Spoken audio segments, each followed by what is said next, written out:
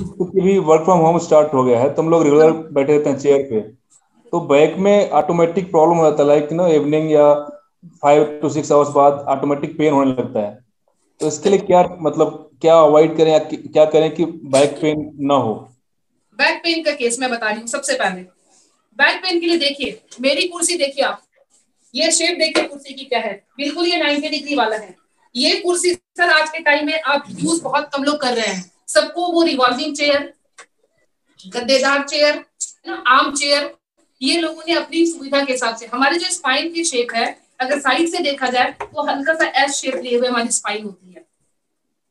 अब हमें क्या किया, वर्क फ्रॉम होम में हमने क्या किया, अपनी कंफर्टेबिलिटी के हिसाब से, क्योंकि हम इस पोस्चर में हमने क्या किया है कि अपने आप को कंफर्ट देने के लिए हमने चेयर जो लिए हैं वो हमारे स्पाइन को सपोर्ट नहीं कर रहे, हमने अपनी कंफर्टेबिलिटी के हिसाब से तो ले लिया। वर्क फ्रॉम होम में सिटिंग टाइम भी बहुत ज्यादा हो गया, बट जी। ये है कि हमने अपनी कंफर्टेबिलिटी के हिसाब से, तो हमारी क्या है, उस शेप में रहते रहते हमारी स्पाइन ने धीरे धीरे धीरे धीरे अपने आप को रीशेपिंग कर लिया है, रीशेपिंग कर लिया अपने आप को।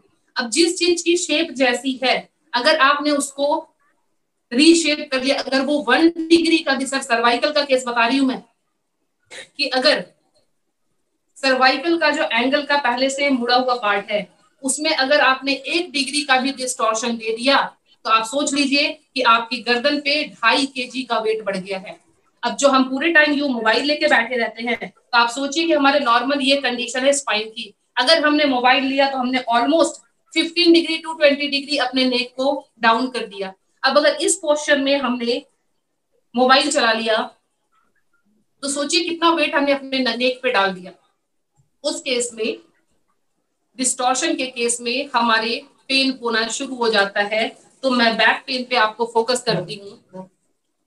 बैक पेन के केस में आप देखिए, चूंकि मेरा थेरेपी हर पेशेंट के लिए थोड़ा टाइम लेने वाला है, बट आप देखिए इसको कि अगर मैं करती हूँ मसाज तो क्या करती हूँ, आपको कुछ नहीं करना है। स्पाइन है, ये स्पाइन है, ये बीच में स्पाइन की हड्डी आ रही है, ये रही रीढ़ की हड्डी। आपको इस हड्डी को ज्यादा छेड़ना नहीं है, इस बीच के पोर्शन को ज्यादा नहीं छेड़ना है। आपको ये उंगली लेनी है इस तरह से, और इन स्पाइन को बचाते हुए आपको इस उंगली से इस तरह से करना है। ये रहा, ये तरीका है आपके मसाज का। स्पाइन के केस में ये मसाज चलेगा आपके। हाथ दोनों पीछे की तरफ। मैम थोड़ा जूम कर दी, अच्छे से दिख नहीं रहा है। वो कौन सा एरिया आपने अवॉइड किया है, कौन सा टच किया है? अब कंफर्टेबल है सर? हाँ मैम। हाथ नीचे की तरफ, जी। गर्दन के नीचे आप थोड़ा सा पतला कोई कुशन लगा देंगे सपोर्ट के लिए। आप जो स्पाइन का मतलब है, ये रीढ़ की हड्डी बिल्कुल बीच में आ रही है, इस पे जी। प्रेशर नहीं देना है आपने, इस पे प्रेशर बिल्कुल नहीं होना चाहिए। आपने ये 2 उंगलियां ली है और आप इस तरह से कर रहे हैं, ये उंगली आपकी यूं जाएगी, बीच की हड्डी बीच में जाएगी, दोनों तरफ आपके प्रेशर देना इस तरह से। ये एक तो ये तरीका हो गया। जी मैम। दूसरा तरीका ये है, दूसरा तरीका ये है कि आपने ये ली अपनी 4 उंगली, और 4 उंगलियों पे ये स्पाइन पे आपने इस तरह से इसको वाइब्रेट करना शुरू किया, इस तरह से वाइब्रेट करना है आप, इस तरह से वाइब्रेट करते हुए बाद ये रहा। आपके अगर थोड़ी बहुत डिस्टॉर्शन आ गई होगी बॉडी में तो ये आपके सिर्फ हफ्ते 10 दिन में ये गायब हो जाएगी। ये रहा। दूसरी चीज इसमें सबसे अच्छा, अगर लोअर बैक में है, अगर लोअर बैक में है तो आपको इसमें भुजंग आसन बहुत इफेक्टिव है। ये रहा, ये भुजंग आसन का पोस्चर है, कमर बिल्कुल नीचे टच करेगा, जी हाथ मैम। दोनों यहाँ रहेंगे छाती के नीचे, और आपको बिल्कुल जितना उठा सकते हैं आप गर्दन को उठा लेंगे। ये है भुजंग आसन का पोस्चर। इस पोस्चर में रहना, जब थक जाए और फिर नीचे की तरफ जाए, 10-20 सेकंड रिलैक्स करें, फिर आप उठ जाए। ये लोअर बैक पेन के लिए बताया सर मैंने, मैम अपर लोअर हो बैक तो? पेन के लिए।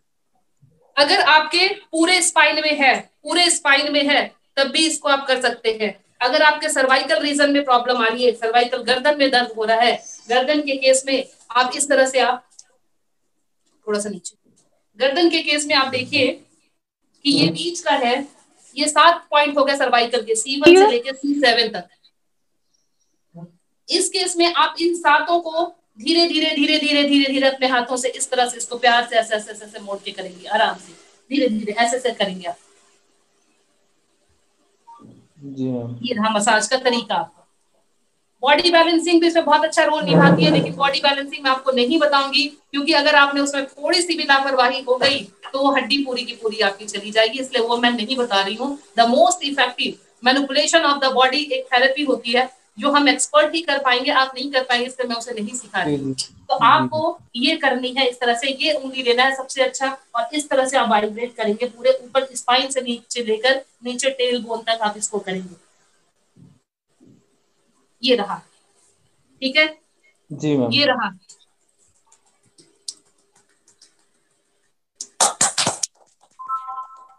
ये सारी थेरेपी आपके लिए बहुत कारगर होगी, लेकिन सबसे पहली बात कि आपको अपना पॉस्चर जो है वो मेंटेन रखना है। पॉस्चर आपका अच्छा होना चाहिए। तो मैम जो इकोनॉमिक चेयर यूज करते हैं उसको छोड़ दें यूज करना? सिर्फ चेयर, सॉरी, ये जो चेयर आजकल आती है, ये वाली इकोनॉमिक चेयर आती है ना, राउंडेबल चेयर, उसको यूज करना छोड़ दें क्या? सिंपल सी बात है, आपकी बॉडी अगर आपसे कंफर्ट मांग रही है, आप उसे कंफर्ट जोन में ला देंगे एक बार, वो रीशेप हो जाएगी, फिर वो ओरिजिनल पोजीशन पे नहीं आएगी। दिक्कतें वहां से शुरू होगी, मेडिसिन वहां से चलेगा, डॉक्टर के चक्कर वहां से लगेंगे। बिल्कुल ये मैंने कहा ना, ये पुराने जमाने की जो मास्टर जी का होता था।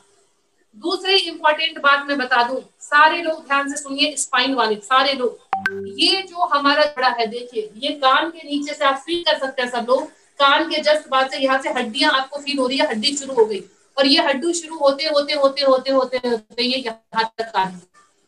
आप नहाते हैं रोज, साबुन लीजिए, कोई क्रीम लीजिए, ऑयल लीजिए, कुछ भी लीजिए, आप इसको इन हड्डियों को प्रेस करते हुए इसे रोज मुश्किल से आधा से लेकर 1 मिनट तक आप इसको दबाएंगी, आपके स्पाइन की कोई भी बीमारी कभी भी आपको नहीं आ सकती। ये प्रिवेंटिव मेजर है, हो गया तो भी ये धीरे धीरे खत्म करेगा, जिसको नहीं हुआ है उसे कभी नहीं आएगा। ये इसको आपको इस तरह से प्रेस करना है स्पाइन के केस में, स्पाइन की सारी परेशानियों का समस्या का समाधान ये हो जाएगा। डेली आपको नहाने के टाइम साबुन लगाना है और फिर नहाना है। Thank you so much ma'am, thank you.